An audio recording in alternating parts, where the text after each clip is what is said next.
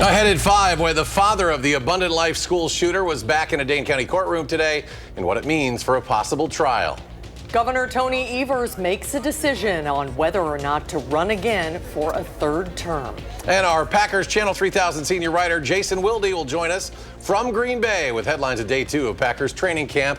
You are watching News 3 Now at 5. Thanks for staying with us at 5. We begin tonight with breaking news out of Sun Prairie. That's where officers have arrested Robert Gilkey Meisegeier, a former staff member at Sun Prairie West High School, for alleged child sex crimes. He has been referred for charges on 49 counts of possession of child pornography, possession of virtual child pornography, sexual exploitation of a child, and failure to report abused children by a school administrator. Some of the victims identified are students at Sun Prairie West High School. Police notified the community about the investigation back in June.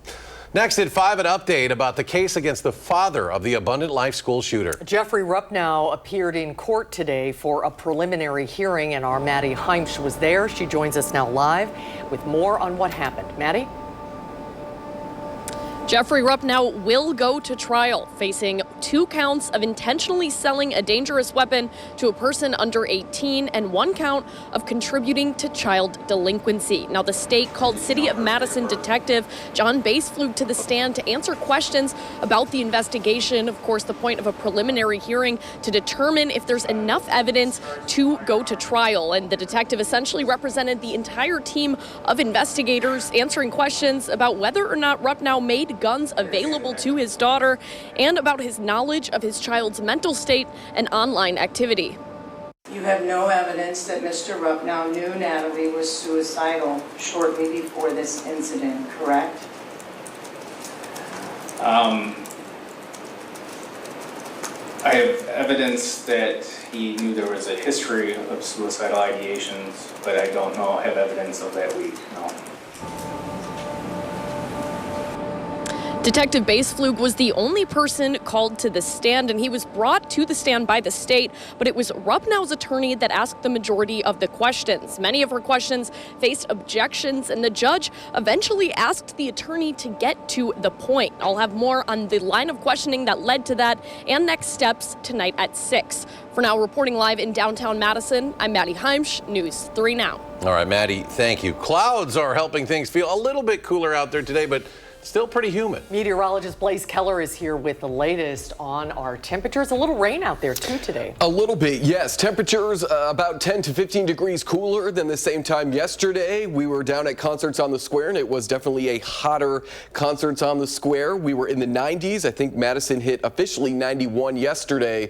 Now we're in the 70s and 80s with a little rain shower continuing to scoot its way just along the belt line. A few of those raindrops wrapping up in downtown Madison, stretching from McKee Road all the way back east into McFarland. That's where we find this latest rain shower. We're also taken up into Washara County, up there near Marion, Watoma. That's where we also have a little shower moving through Rose and Springwater right now. But these aren't thunderstorms. We could still squeeze out a thunderstorm or two here as a cold front slides on through, but at least for now, they're just remaining showers. We're going to continue to see that chance for showers and thunderstorms through at least Tuesday of next week.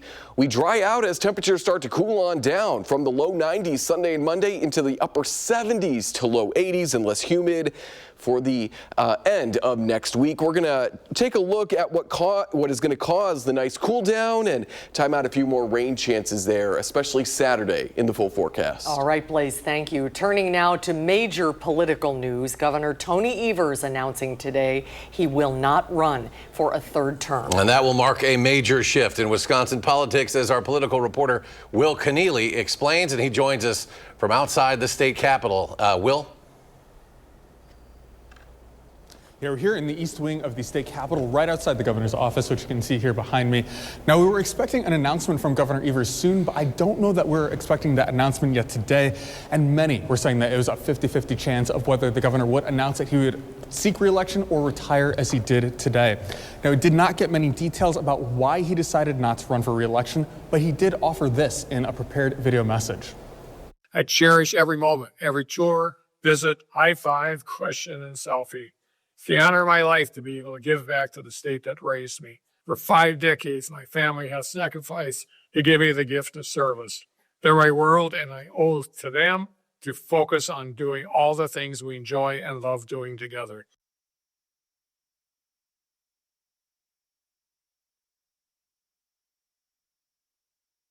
We've already heard about half a dozen different names rumored. Some state legislators inside this building, some local legislators like the Milwaukee County Executive, Milwaukee Mayor as well. Now we'll continue to keep an eye on this as we look ahead to that primary happening next August.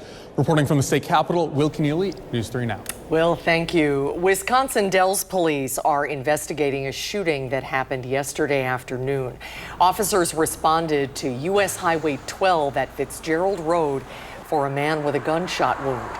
EMS took him to the hospital. Police believe the shooting happened outside of a home on Commercial Avenue. They're calling it an isolated and targeted incident. No one has been arrested, and there is no word on the status of the victim's health. One person is under arrest after an altercation at Memorial Union Terrace. Madison police say they were called to the terrace last night for reports of 7 to 10 juveniles that were causing a disturbance.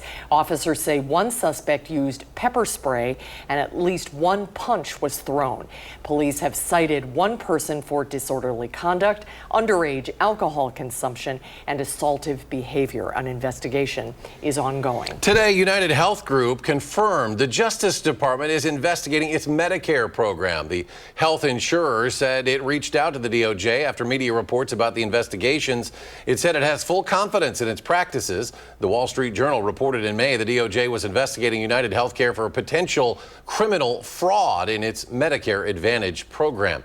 2/3 of Americans who use Medicaid believe the new budget law will hurt their families. That's according to a new KFF health tracking poll. It finds 65% of Americans on Medicaid say the sweeping tax and budget law that President Trump signed this month will hurt their families. Only 1 in 5 say it will help. A new study shows that women with uterine fibroids don't have to suffer in silence. Uterine fibroids are non-cancerous tumors that affect about 80% of women by the time they turn 50.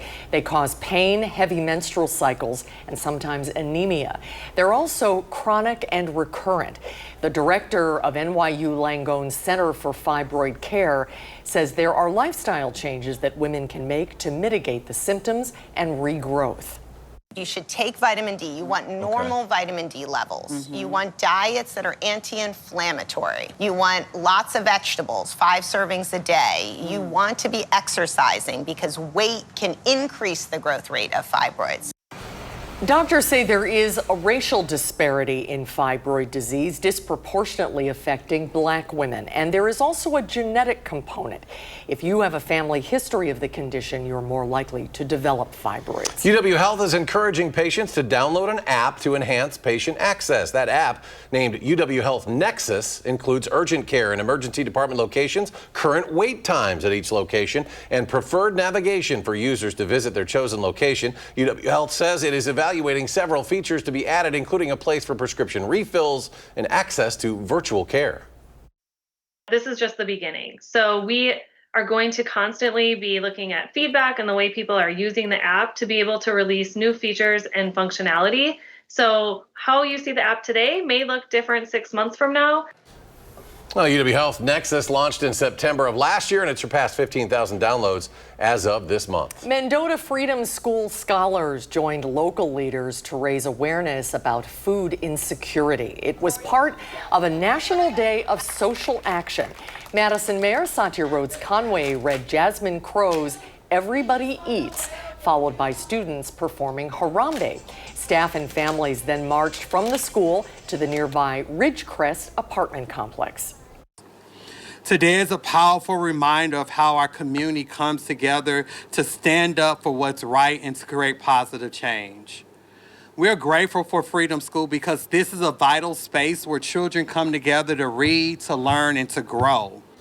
The 6-week Freedom Schools program has enrolled about 50 students spanning from grades 1 through 3. It was created in partnership with Children's Defense Fund Freedom Schools. Well, there's a mix of good and bad news on the job front. First-time claims for jobless benefits have fallen to their lowest level in 3 months. An estimated 217,000 initial applications for unemployment benefits were filed during the week that ended July 19th. federal workers are tracked separately, but the most recent numbers showed an increase in their filings for unemployment benefits. While kids are out enjoying summer, some savvy parents are already getting those school supplies ready. According to CoreSite research, 62% of shoppers say they'll begin back-to-school shopping before August begins. That's up 8% from last year. And CoreSite says shoppers are seeking deals and value for money while getting in before tariff-driven price increases happen down the line. Tariffs have gone up. Even if deals are struck, the baseline of tariffs has gone up. More tariffs are due to come in on August 1st, and the flow through to prices is really only going to be upward from tariffs. CoreSite expects back-to-school spending to rise by 3.3% compared to last year. Experts recommend shopping secondhand for durable items or using what you already have if you're trying to save some money. Well, it is day 2 of Packers training camp in Green Bay. And our Channel 3000 Packers senior writer Jason Wilde was at Lambeau Field today. He tells us more about what he saw on the field, plus a major unveiling paying tribute to Packers history. How you doing, everybody? Jason Wilde at Lambeau Field. Busy day 2 for the Packers as training camp starts to get into full swing. Still don't have the pads on. Still a ramp-up practice. One more of those on Friday. Day off Saturday. First padded practice on Sunday. But again, Jordan Love in the offense, mixing and matching on the offensive line some. Wide receivers getting various opportunities. One big news piece: the unveiling of the alternate uniforms that the Packers will wear for their game against the Atlanta Falcons this season. Throwbacks to the 1923 uniforms when they first became a publicly owned team and they held a stock sale to raise capital to keep the team alive. Off the field, that was the big story today, the new uniforms that they'll be wearing later this season. We'll have more all week long, all year long on channel3000.com. I'll send it back to you. All right, Jason, thank you. And coming up in sports on News 3 Now at 6, we'll hear from some of the players about their hopes for the upcoming season. You like those throwback helmets? I like helmets. them. They're kind of cool. They are supposed to look like the old leather helmets. Yeah. Some people hate them. I like them. Coming up at 5, Blaze is keeping an eye on the radar in his first warn forecast. And a new grant providing lead testing kits to Rock County communities. How local leaders are hoping to curb lead poisoning in children. On Wall Street, mixed numbers. The Dow Jones loses 316 points. The NASDAQ gains 38, and the S&P 500 adds about 4. And we'll be right back. You're watching News 3 Now at 5. Rock County is getting more resources to make lead testing for children accessible. SSM Health St. Mary's in Janesville provided a mini grant of $5,000 to the Nutrition and Health Associates of Rock County, or WIC, to expand the program. Our Ellie LaLiberte shows us why testing is so important in this community. Jen never thought her 1-year-old would test positive for lead. I was sort of horrified. She asked us to change her name and stay anonymous for the story. She is at a level 2, and 3.5 and up is considered dangerous, but there's no safe lead levels in babies. Kids under 6 are the most at risk for lead exposure, which can lead to developmental issues. In Rock County, nearly 26% of homes were built before the 1950s, when lead paint was common. The areas where those older homes are located also trend with more lead exposure in children. We just have an older housing stock in Rock County, and with that, we just want to make sure our kiddos are getting screened. Megan Tim is the regional director of community health with SSM. And just removing the barriers, right? We want to make it easy for parents to have access to these things so that so it doesn't have to be the hard thing to do. WIC uses small devices that prick your finger to do the lead test. We are able to test their lead if it's age appropriate and then identify if they need extra help. Now, with the mini grant, Lara Herman, the executive director for Nutrition and Health Associates, says it helps keep the program going. If we aren't catching the lead, then that can just impact them for the rest of their life. For Jen, it's crucial. I think it's incredibly important because I don't think people realize how prevalent this problem is, especially with babies. Reporting in Janesville, Ellie LaLiberte, News 3 Now. Thank you, Ellie. This year, Herman says they've tested roughly 200 kids. Still pretty humid out there, but are there any storms moving into the area? Meteorologist Blaze Keller is here with a look at Radar 3000. Blaze? And there are a few showers. Not seeing any thunderstorms right now moving across central and southern Wisconsin, but we will still see the chance through at least the overnight hours that maybe a few storms do pop up here. We've got a weak cold front moving through central and southern Wisconsin, and its emphasis on the weak. Temperatures back behind it are pretty much the same out ahead of it. We'd want a stronger cold front to get a nice shower and thunderstorm activity going this evening, but we just don't have that in the cards right now. Friday, wherever that cold front eventually settles, is where isolated storms are going to develop as we go into the end of the work week, and then we're looking at, yet again, a hot and humid weekend. So, future track, let's walk it through Friday. It did have that cold front settling more into northern Illinois, so that has the cold front moving through Wisconsin tonight, settling into northern Illinois. So maybe most of that rain stays across the state line as we go into Friday. Saturday, though, our winds turn out of the south. So that means those rain chances are going to move north. We've got southerly winds bringing back some of that moisture. So that's why we see a little bit more green across parts of southern Wisconsin as we look to go into Saturday morning, and that'll continue into Saturday evening, eventually drying out by the time we go Saturday night into Sunday. Notice that our arrows are now out of the southwest, so we're going to jump from the 80s on Saturday into the low 90s on Sunday, and we'll stay there into Monday as well.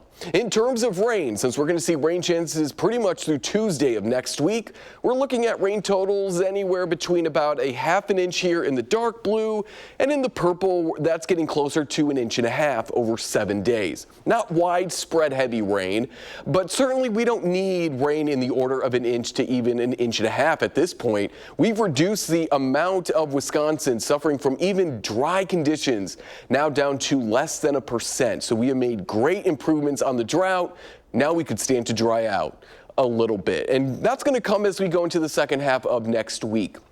What's also going to come as we go into the second half of next week are cooler and drier conditions. Before that, it's going to be a hot and humid Sunday and Monday. Both days it will feel like we're in the low 100s as we head into the afternoon, with daytime temperatures climbing into those low to mid 90s, especially on Monday, which is why our risk from heat is at major. Again, this is taking into account the elderly, children, folks who don't have AC or a proper way to stay cool over this prolonged day or so, day and a half of hot and humid conditions. So please make sure that especially Sunday throughout Monday into Tuesday that you are once again staying cool and hydrated during the day and at night as well, and the same goes for your pets. Now that cool and drier air that's going to be moving on in as we go into the second half of next week is all thanks to these 3 weather systems. A low pressure system off the coast of Alaska is going to move warmer, more moist Pacific air into Alaska. So what would otherwise be cooler and drier air is going to be brought down by this high pressure system and this low pressure system. Their winds both out of the northwest coming together and pulling down that more refreshing air into parts of the Midwest as we go into Wednesday, further into the following weekend. So we've got a nice cool down in the forecast if you're not a fan of the heat and humidity. 60s and 70s tonight, 80s tomorrow with that better chance for rain along the state line. There's a look at that 10-day forecast. We dry out and cool down Wednesday through the following weekend. Oh, that looks nice. Thank you, Blaze. Still to come tonight at 5, President Trump takes a tour of the Federal Reserve Building as the Justice Department meets with Jeffrey Epstein's co-conspirator.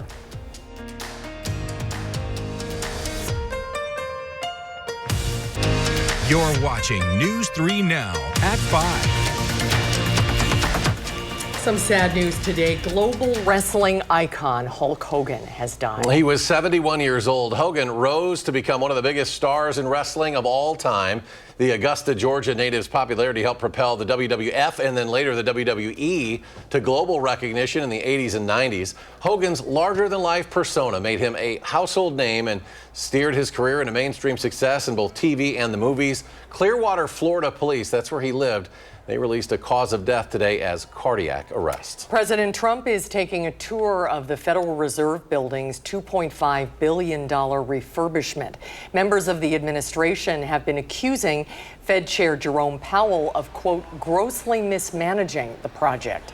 The president's personal visit comes as pressure continues to build for his administration to release all of the files associated with the Jeffrey Epstein case.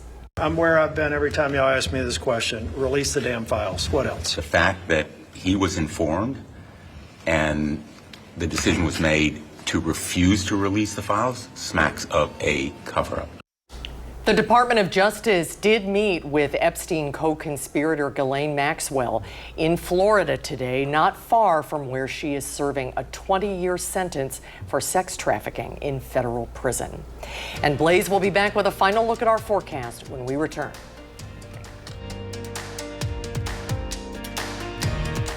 They were fired over email. My conversation with 3 immigration judges who say their dismissal was an attack on the rule of law. And we meet the post office employees who work around the clock to make sure scribbles and chicken scratches don't stop mail deliveries. The good work that stops bad addresses. That's tonight on the CBS Evening News.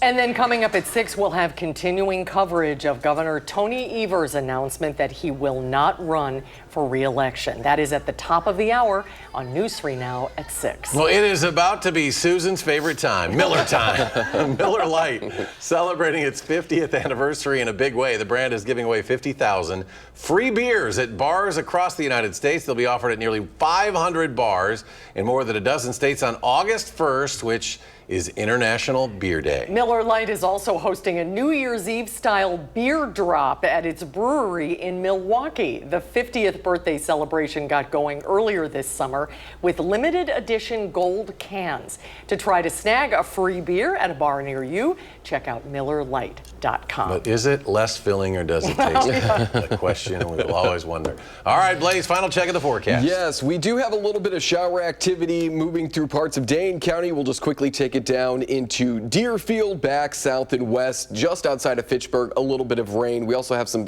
heavier rain activity up there in Wishara County. Staying mostly cloudy tonight. Can't rule out a thunderstorm or two here over the next couple of hours, but they shouldn't be severe, just hit or miss garden variety thunderstorms. The storms stick with us through Tuesday, then we cool on down. All right, thank you, Blaze. Thanks for watching the 5 o'clock tonight, everybody. Coming up next is the CBS Evening News. Always find us streaming 24/7 at Channel 3000+.